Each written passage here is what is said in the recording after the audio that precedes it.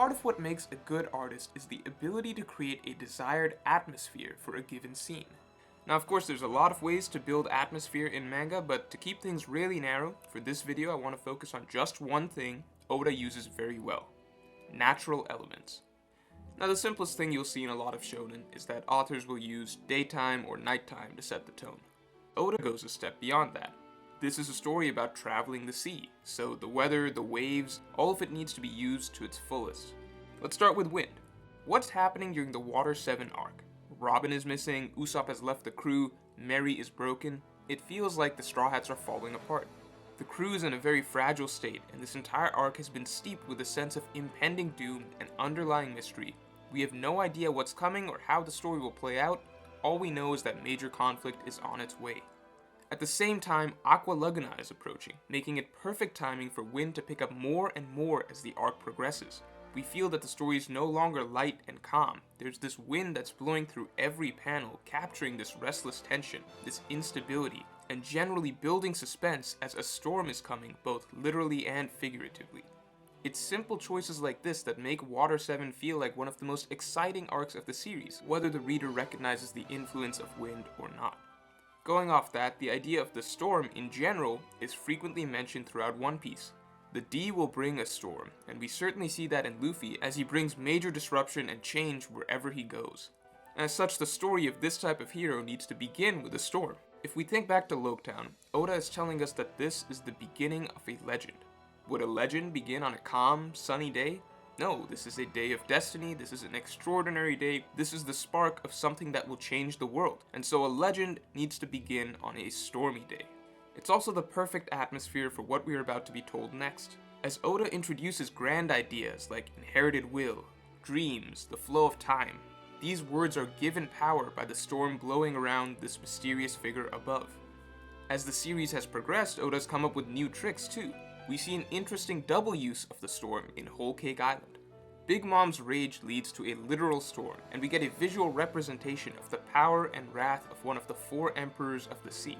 This of course makes the march of her enraged army feel all the more foreboding. Luffy has this hurricane bearing down on him as he stands alone in the face of overwhelming forces. But at the same time, the storm plays a very different role in Sanji's storyline. Down below, Luffy is caught in the eye of the storm as he fights for his life.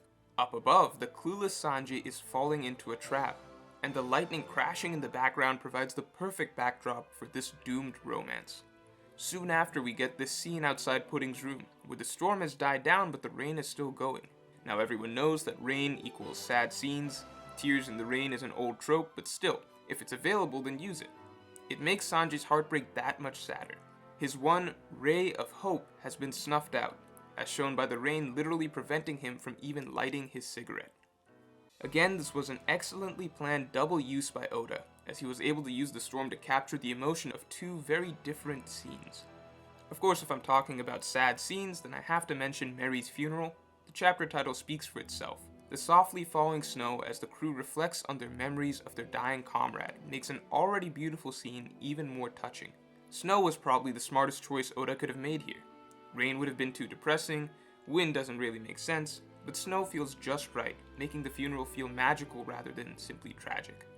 But let's move on from just the wind, rain, and snow. What about things that are less obvious? What about clouds? It is stressed throughout the Enies Lobby saga that going past the gates of justice means you have gone to the land of no return. They absolutely have to get Robin back before she crosses that bridge, because beyond those gates there is no future. And so when the massive gates finally open to nothing but a sea of rolling clouds ahead, it really feels as though this is the gateway to the other side, that we're looking out into the vast unknown. As Robin is being dragged to those gates, just the simple fact that there are clouds along the path make this seem like more than just a bridge, but a pathway to the great beyond. Similarly, clouds add grandeur to this simple scene at the top of the Whale Forest. Standing at the summit of this ancient land, covered in clouds, as they try to unravel the secrets of this world, invokes a sense of wonder.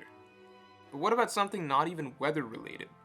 When the Straw Hats are trying to escape the Buster Call, hope is beginning to fade, as Luffy is on the brink of passing out, and the rest of the crew faces down entire battleships of Marines.